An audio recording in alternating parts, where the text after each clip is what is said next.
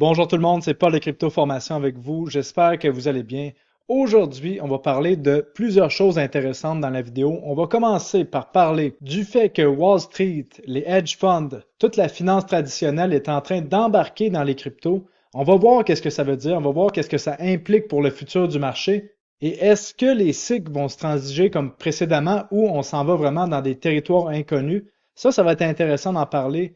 Autre point, on va parler du marché actuellement. Quelle crypto qui pourrait exploser le plus rapidement possible? On va parler de deux narratifs que je pense que vous connaissez déjà si vous suivez ma chaîne, mais on voit des choses intéressantes qui sont en train de se produire de ce côté-là et on va voir les principales cryptos de ces narratifs-là. On va aussi parler du potentiel de gain qui reste pour le cycle haussier actuellement et on va parler de un indicateur qui a fonctionné pour tous les sommets de marché de crypto et qui va fonctionner encore, selon moi, pour le prochain. Et il y a une raison à ça. Et ce même indicateur-là qui fonctionne pour les semaines de marché peut aussi nous montrer quand est-ce que c'est un bon moment pour racheter les corrections. Et l'indicateur est en train de nous donner un signal. Je vais vous montrer lequel. Donc, j'espère que vous êtes prêts pour la suite des choses. Et rappelez-vous encore une fois que je ne suis pas conseiller financier. Je ne suis qu'un gars dans son bureau qui parle de crypto. Et pourquoi est-ce que je fais des vidéos de crypto gratuitement comme ça? C'est parce que quand j'ai commencé en crypto-monnaie en fin 2016, j'aurais aimé avoir eu une personne sur YouTube comme ça qui m'explique des choses gratuitement et qui me guide tout au long d'un cycle crypto. Et c'est ça que je veux faire pour vous. C'est sûr que j'aurai pas la vérité infuse, mais après avoir vécu deux de ces cycles-là, je pense que j'ai compris quelques petits trucs qui peuvent aider à faire plus de gains pour la suite des choses. Donc, n'oubliez pas de prendre vos propres décisions avant de faire quoi que ce soit. Et ceci étant dit, commençons la vidéo. Donc, si on commence par regarder la charte du Bitcoin, on voit que Bitcoin est toujours dans son range. Les crypto-monnaies, les altcoins sont aussi dans un range, mais beaucoup plus volatile parce que le Bitcoin est moins volatile que les altcoins. Donc, c'est normal de voir des altcoins qui sont à moins 50% de leur sommet local, mais ça ne veut pas dire que la tendance haussière est terminée pour autant.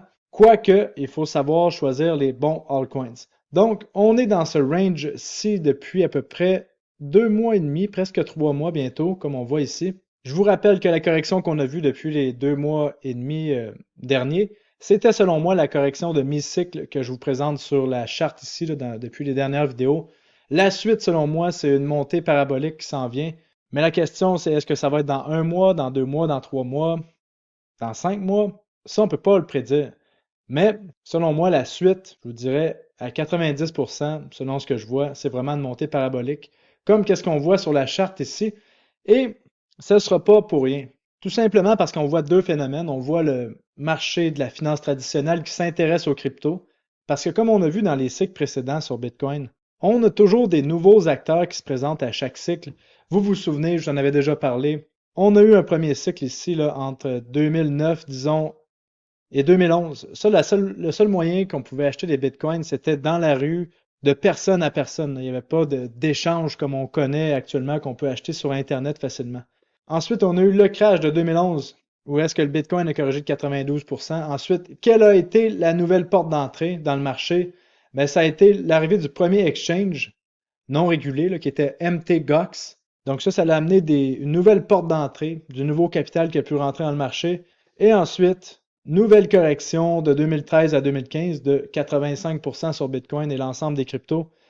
Après ça, on a eu notre troisième cycle de 2015 à 2017 où est-ce que là, vraiment, on a eu la porte d'entrée des exchanges là, comme Coinbase, Binance, Bitrex, Bitfinex, qui a amené la possibilité d'investir à des plus gros investisseurs de façon plus facile.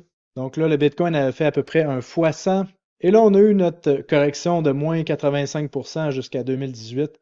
On a eu le quatrième cycle Bitcoin, ça c'était de 2019 jusqu'à 2021, où est-ce que là, on a vu l'arrivée d'ETF et de fonds privés, comme on avait vu avec Grayscale, les contrats futurs qui étaient en place sur les crypto-monnaies. Donc là, ça a ouvert la porte à des plus grosses institutions. Ensuite, on a eu notre crash qu'on connaît ici, de 2021 jusqu'à 2022. Et là, maintenant, qu'est-ce qu'on a? Les ETF Bitcoin qui amènent la porte à des nouveaux investisseurs et là, beaucoup plus de capital que qu'est-ce qu'on a connu auparavant. Et ça ouvre la porte à des institutions, des petits pays d'acheter des crypto-monnaies, des banques, des hedge funds, et là, on va en parler un peu plus tard dans la vidéo, en fait, dans les 30 prochaines secondes. Et ça veut dire que ça laisse la chance à ce qu'on ait un cycle haussier massif qui continue. Donc, pour que le Bitcoin continue de monter, là, on voit Son market cap actuellement qui est à 1,3 trillion de dollars, là, ben c'est normal que ça prend plus d'argent pour avoir un cycle haussier. Et là, avec les nouveaux marchés, les ETF qui viennent d'ouvrir, on a tous les acteurs pour qu'on ait un cycle haussier qui continue. En plus de ça, je vous en parlais, les États-Unis ont commencé à racheter leurs propres bons du Trésor à partir du 30 mai. Donc là, le serpent commence à manger sa propre queue, mais ça veut dire qu'on imprime de l'argent pour supporter le marché artificiellement, et ça peut durer très longtemps, comme on a vu avec le Japon et dans d'autres pays. Et la Fed a commencé à ralentir le QT, donc de diminuer leur vente d'actifs. Là, on a la liquidité qui revient dans le marché. Le Bitcoin est à un sommet historique. On n'a besoin que d'un petit coup de vent, une petite poussée, et on s'en va vers des nouveaux sommets historiques, selon moi. C'est ça que je vois. La question qu'on se pose maintenant, c'est est-ce que les cycles vont encore se transiger comme les précédents, là, avec des montées paraboliques et des corrections brutales? C'est une question qu'il faut vraiment se poser et qu'on n'a pas vraiment la réponse à 100%, mais on a des indices. Pourquoi on n'a pas la réponse à 100%? Parce que on n'a jamais eu les institutions officiellement dans le marché des crypto-monnaies, et là, c'est vrai, là. Quand on voit les JP Morgan, les Wells Fargo, certains petits pays, des plus grandes entreprises qui mettent du Bitcoin sur leur bilan comptable, mais là, c'est vrai, là. Les institutions sont là et sont pas prêts d'arrêter d'acheter du Bitcoin et certaines autres crypto-monnaies. D'ailleurs, si vous pensez que c'est que Bitcoin qui intéresse les institutions, ben vous vous trompez, comme j'en parlais dans la dernière vidéo que vous voyez juste ici. Les institutions vont être intéressées à d'autres ETF comme Ethereum, comme on voit la plus grande banque de Singapour qui a acheté pour 650 millions de dollars d'Ethereum. Et ça, ce n'est que le début. On va voir bientôt, quand il va y avoir d'autres ETF, du Chainlink, du Solana, du XRP, peut-être certaines crypto-monnaies d'intelligence artificielle sur le bilan des banques. Et ça, ce n'est qu'une question de temps. C'est ma prédiction que je vous fais à l'instant. Et d'ailleurs, je vous parlais de ça dans ma vidéo de 2018 que vous voyez ici sur les crypto-monnaies, que ça s'en venait. Donc, ça fait un bout que j'estime que ça s'en vient. Et là, on est maintenant au moment opportun. Donc, est-ce que ça veut dire qu'on va encore avoir des crashs de 85% après qu'on a eu des montées spectaculaires sur Bitcoin? Ben, selon moi, les crashs vont être moins profonds sur les plus gros actifs qui ont leur ETF, là, comme Bitcoin, bientôt Ethereum. Donc, on parle peut-être de montée parabolique, mais après ça, de correction de 50%, peut-être plus de 85%. Et on se rappelle qu'il y a une énorme différence entre 50% et 85%. Parce que si vous avez une correction de 50% dans votre portfolio, ben ça prend un x2 pour récupérer de cette correction-là. Par contre, si vous avez une correction de 80% d'un actif, ça vous prend un x5 pour récupérer votre mise initiale. Donc, petite nuance à comprendre. Et là, plusieurs personnes pensent que les institutions, c'est des génies. Mais moi, je vous dis qu'ils sont aussi idiots qu'un investisseur moyen. C'est juste qu'ils ont plus d'argent. Donc, je pense pas vraiment que la plupart des crypto-monnaies vont se transiger différemment pour les 5 prochaines années. Surtout les petites cryptos, ça reste encore un monde de petits investisseurs. La différence, dans le rapport mensuel de septembre 2023 sur Crypto Recherche, qu'on peut aller chercher juste ici, septembre 2023, à la page 22, je vous expliquais que c'est pas parce que les institutions sont là, qui sont nécessairement plus intelligentes que vous et moi. Comme ça, on regarde ici le moment où est-ce que les CEO, donc les présidents d'entreprise, sont les plus confiants envers le marché et le moins confiants envers le marché, ben, c'était exactement l'opposé de ce. Comme vous voyez ici, les CEO d'entreprise étaient le moins confiants en 2022, donc c'était le bas du marché, en 2020, au bas du COVID, en 2009, au bas du crash de la bulle de l'immobilier, des subprimes, et au bas du crash de la bulle Internet, il était aussi le moins confiant. Donc, on ne peut pas vraiment se fier aux CEO d'entreprise. Maintenant, qu'est-ce qu'il y en est des gérants d'actifs, les gestionnaires d'actifs que vous connaissez si bien, qui aiment ça vous vendre des beaux fonds? Bien, comme on voit la photo de Sven Henrich nous montrait, c'est qu'en général, ils font toujours l'inverse de ce qui devrait être fait. Ils sont le plus optimistes et le plus investis dans le marché, comme on voit sur l'image ici, lorsque le marché est à son haut, et sont le plus pessimistes et moins investis dans le marché lorsqu'on a des corrections. Donc, ils tradent exactement comme des idiots. Et la plupart des nouveaux investisseurs dans le marché des crypto-monnaies, c'est juste qu'ils gèrent des fortunes. C'est ça la différence. Et c'est pour ça que la plupart des gens sont jamais capables de battre le S&P 500. Et la plupart des fonds sont jamais capables de vraiment battre le S&P 500, qui est le regroupement des 500 plus grandes entreprises ici aux États-Unis. Pourquoi? Ben parce que sont de mauvais investisseurs, tout simplement, mais ils gèrent des plus gros fonds. Et Ces mêmes gestionnaires d'actifs se trompent toujours sur des prédictions d'inflation, de taux d'intérêt. Et ils vont pas arrêter de se tromper parce que là, on parle de crypto-monnaie. Donc, au final, ce qui est important de comprendre, c'est qu'il y a des vraies baleines qui sont cachées dans l'ombre, qui, eux, font de la vraie argent. Mais après ça, il y a des gestionnaires d'actifs qui gèrent l'argent du peuple, de vous et moi, que vous mettez dans vos fonds de retraite et que vous laissez à votre gérant d'actifs. Ben lui, souvent, il fait de la merde avec votre argent et il comprend pas les logiques de distribution de marché. Donc, qu'est-ce qui arrive dans un marché? Habituellement, on a une accumulation. Qu'est-ce qu'on a vu en 2022, 2023? Ensuite, on monte jusqu'à ce que il y ait de plus en plus de gens qui s'intéressent au marché. Et là, les baleines distribuent tranquillement pendant que les gestionnaires d'actifs vont faire acheter leurs clients, pendant que les nouveaux investisseurs arrivent sur le marché et on corrige. Donc, la morale d'histoire, c'est qu'on ne pourra pas vraiment prédire comment va se transiger à 100% le marché des cryptos, mais étant donné qu'on a des baleines, on peut s'attendre à avoir des distributions et des accumulations plus longues. Parce que les baleines, étant donné qu'ils ont des tellement grandes positions qu'ils doivent vendre tranquillement et acheter tranquillement sur le marché pour prendre des profits ou bâtir une position. Donc, il va falloir être plus prudent dans les ranges comme on voit actuellement. Là, je pense qu'on a un range de réaccumulation et non de distribution. Mais éventuellement, on va avoir des ranges de distribution et là, il va falloir être vraiment prudent pour la suite des choses. Et pour vous montrer à quel point on ne peut pas se fier à personne sur ce marché-là, sauf à soi-même, regardez ici, on a les prédictions des taux d'intérêt. Et là, la ligne bleue là, que vous voyez enfoncée, c'est les vrais taux d'intérêt. Et les lignes jaunes que vous voyez, c'est les prédictions qui sont faites à chaque mois par les spécialistes ou même par le marché, disons. Justement, la fameuse charte que vous voyez juste ici. Si je clique sur les probabilités, là, comme on vous dit ici, qu'on aurait plus de 50% de chances que les taux d'intérêt diminuent en septembre, ben cette charte-là, la plupart du temps, elle se trompe à 100%, presque à 100% du temps. Parce que si on regarde ça, vous voyez, ça fait longtemps qu'on vous parle que les taux d'intérêt auraient dû diminuer alors qu'ils ont fait que monter. Lorsque les taux d'intérêt étaient en train de monter, on vous disait qu'elle allait monter beaucoup moins haut et là, ils sont montés beaucoup plus haut. Tout simplement parce que c'est impossible de prédire ce que la Fed va faire parce que la Fed est gérée par une bande de personnes qui sont soit incompétents ou soit des personnes méchantes qui veulent détruire l'économie. Vous avez le choix entre un ou l'autre.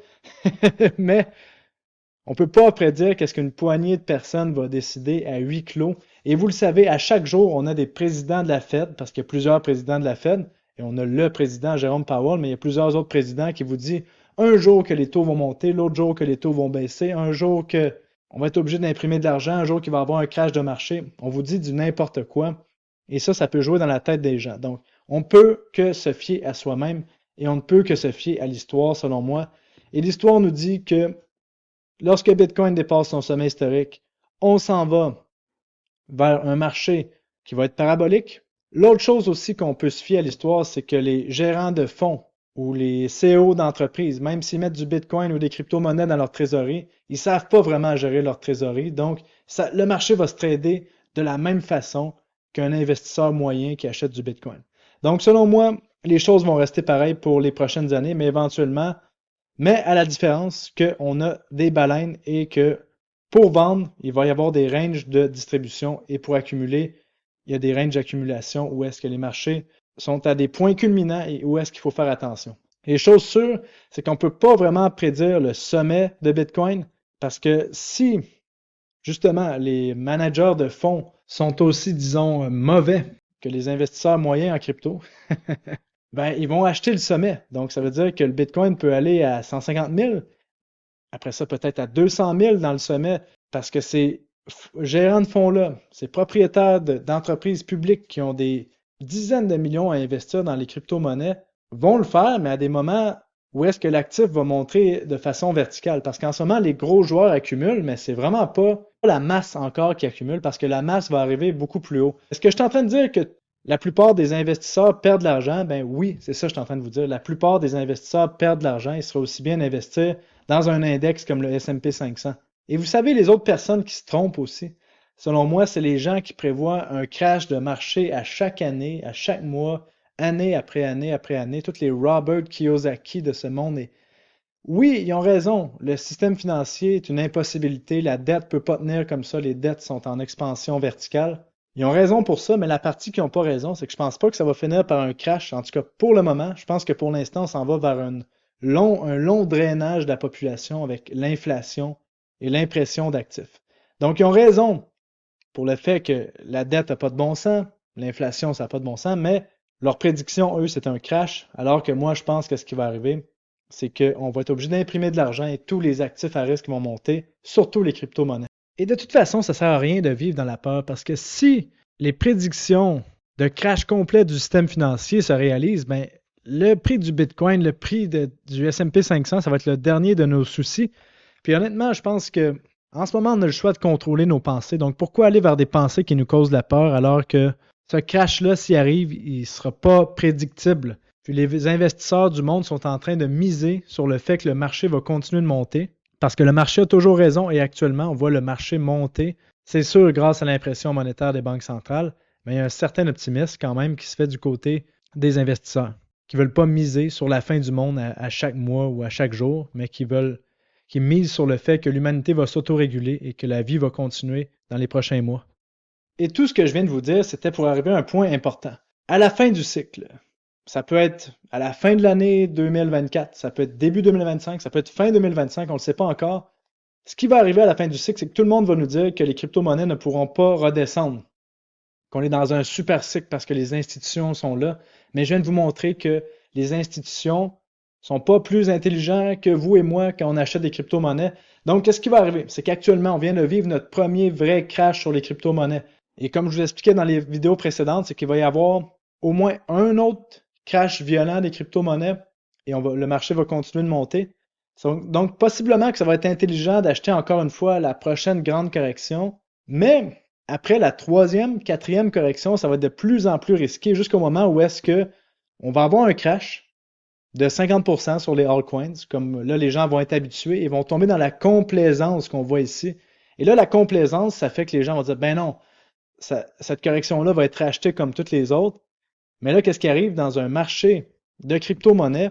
Lorsqu'on tombe dans la complaisance, ben c'est que oui, on a un crash de 50%, les crypto-monnaies ont un rebond de 20-30% et on a un autre crash de 50%, puis un autre crash de 50% et en moins de quelques mois, tout notre pouvoir d'achat est disparu.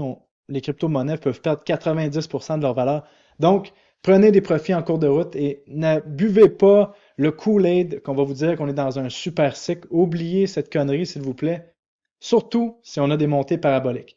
Maintenant, je devais vous parler des deux narratifs qui vont exploser le plus. Dès qu'on va avoir une prochaine jambe haussière, dès que Bitcoin va dépasser son sommet historique, c'est facile. J'en avais parlé dans les vidéos précédentes. Il y a deux narratifs. On avait vu la tokenisation des actifs réels. Donc, Real World Asset, comme on voit ici, RWA. Je vous en avais parlé dans la vidéo juste ici. S'il vous plaît, revoyez cette vidéo-ci pour savoir quels sont les meilleurs projets. On voit des chartes spectaculaires là, présentement, comme la charte de Hondo Finance, que je vous parlais dans la vidéo justement juste ici, qui même si le marché corrige, est en train de faire des nouveaux sommets historiques. On se rappelle qu'on a une libération de tokens importante en janvier, donc faites attention à cet actif-là. Moi, je vais avoir vendu mes Hondo avant janvier, je vous le dis tout de suite. On a aussi des tokens comme TrueFi qui commencent à reprendre du poil de la bête, qui ont déjà dépassé leurs sommets locaux précédents. Donc, la catégorie de la tokenisation des actifs réels, RWA qu'on appelle, avait commencé à monter juste avant la correction de Bitcoin. Donc, je pense que cette catégorie-là n'a pas eu le temps de s'exprimer et dès que on va voir le marché repartir, ça va être la première catégorie qui va exploser avec, bien sûr, la catégorie qui est tellement facile là, pour faire des gains pour les prochaines années, l'intelligence artificielle. Cette catégorie-là aussi va décoller probablement cet été avec les nouvelles qui arrivent de GPT-5, toutes les nouvelles d'IA qui arrivent de nulle part.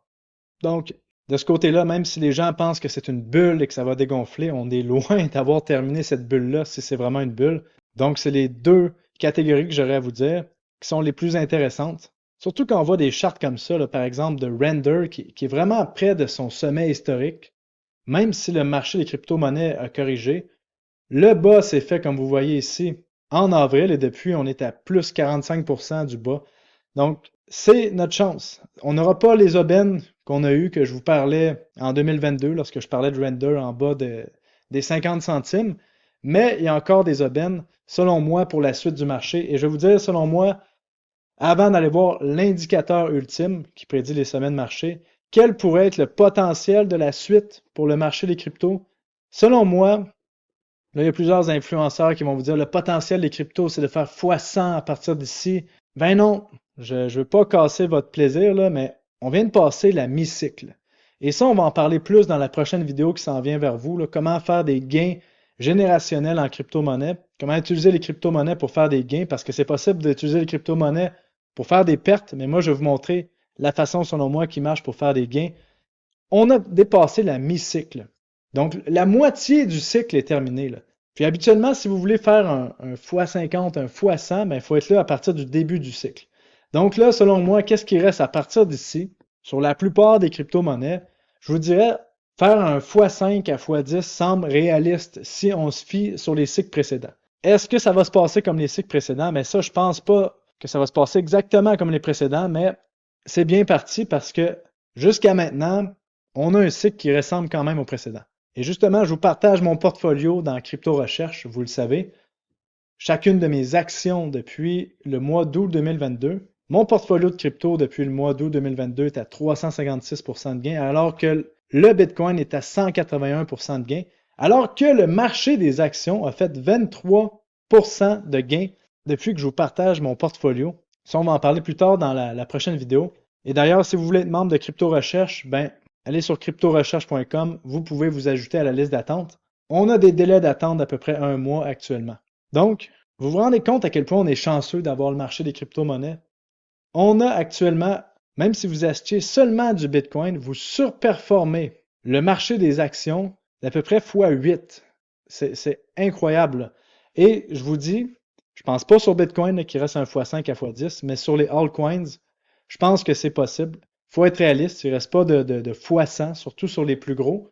Mais il y a encore de l'argent à faire et souvent l'argent se fait vers la fin des cycles aussi. Donc maintenant, allons voir les indicateurs que je vais vous parler aujourd'hui. Donc, quel indicateur a réussi à attraper tous les sommets de marché précédents? Bon, actuellement, on voit le Magic Band, qui est l'indicateur que j'ai créé avec Blockunity. Si vous voulez avoir le Magic Band, il est disponible dans la description de la vidéo, là.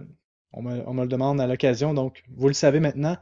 Il y a celui-là, mais aussi, il y en a un qui est infaillible, c'est vous et moi. C'est le nombre de nouveaux abonnés aux chaînes YouTube, aux chaînes Twitter, le nombre de nouveaux dans les crypto-monnaies. Et comment est-ce qu'on voit ça? Vous avez trois façons que je vais vous montrer. Le nombre de nouveaux, ça ne ment jamais pour indiquer que c'est un sommet de marché. Le plus facile, c'est que vous allez ici sur googletrend.com, vous écrivez le mot crypto, vous cliquez dans tous les pays ici, et là vous faites de 2004 à ce jour, dans le temps ici, et vous voyez que le nombre de nouveaux a indiqué le sommet en début 2018, janvier 2018 des cryptos, le sommet qu'on a eu en mai 2021 sur les cryptos, le sommet qu'on a eu en novembre 2021 et on commence à avoir des nouveaux, mais rien à voir avec les pics d'euphorie de 2021. Ça a indiqué le sommet temporaire qu'on a eu en mars 2024. Et là, si on va voir dans les 5 dernières années, ben j'ai une bonne nouvelle pour vous.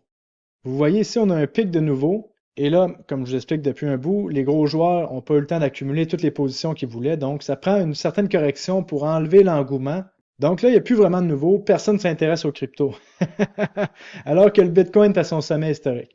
Donc, premier indicateur. Deuxième indicateur, c'est le nombre de nouveaux abonnés aux chaînes YouTube. Donc, qu'est-ce que vous pouvez faire? C'est aller sur socialblade.com. Écrire par exemple un YouTuber que vous connaissez qui s'appelle Paul Crypto Formation, qui est l'homme que vous voyez ici. Vous descendez un peu plus bas et voyez ici le nombre de nouveaux abonnés, Monthly Gain Subscribers. Et là, vous voyez, on a eu un pic ici qui n'avait rien à voir encore une fois avec 2021. Donc, tant qu'on n'a pas les chiffres de 2021 qui reviennent, pour moi, je ne suis pas très stressé qu'on ait un sommet de marché. Par exemple, si on va voir une autre chaîne, je pense que c'est la plus grosse chaîne au monde crypto, si on va voir CoinBureau, on voit ici que le nombre de nouveaux n'a rien à voir avec ce qu'on a vu en 2021. Donc ça, vous pouvez le faire manuellement. Et là, le troisième outil que je vais vous montrer, qui est payant malheureusement, mais je vais vous le montrer pareil, c'est avec Into the Cryptoverse. Si vous allez, qui a fait la compilation pour nous, là, ça coûte 100$ par mois US. Là, donc, je vous dirais que vous êtes mieux peut-être d'aller avec les outils gratuits que je vous ai montrés ou vous abonner à Crypto Recherche, que moi, je vais vous en parler en temps et lieu de tous les exchanges quand ils vont concorder pour un sommet de marché. Mais si on va voir le nombre de nouveaux abonnés sur les analystes sur Twitter, vous voyez ici, on est loin, on est très loin des sommets 2021. Si on va voir sur YouTube les nouveaux abonnés des chaînes principales qui existent en anglais, on voit qu'on a eu un pic encore une fois en mars 2024 et là, on est encore une fois très loin des sommets qu'on a eu en 2021. Donc, les nouveaux sont pas là. On a besoin des nouveaux lorsqu'on est une baleine pour pouvoir vendre à la gueule de ces nouveaux-là. En ce moment, c'est que les institutions qui sont embarquées. Donc, franchement, c'est le temps d'accumuler selon l'indicateur de risque. Et lorsqu'on va dépasser les zones extrêmes, mais ça va être le temps de vendre des crypto-monnaies parce que les nouveaux vont être arrivés. Donc, on est encore entre nous en train de s'échanger des cryptos et recycler la liquidité, tout le monde. Les nouveaux sont pas encore là, bonne nouvelle. Mais quand le bétail va arriver, il va falloir faire très attention. Donc, c'est pas mal de ça que je voulais vous parler aujourd'hui. J'espère que vous avez apprécié la vidéo. Laissez-moi savoir dans les commentaires quel sujet de vidéo vous intéresserait pour les prochaines, parce que tout est ouvert. Puis je vous dis tout le monde, portez-vous bien et on se revoit dans la prochaine vidéo. Allez, salut!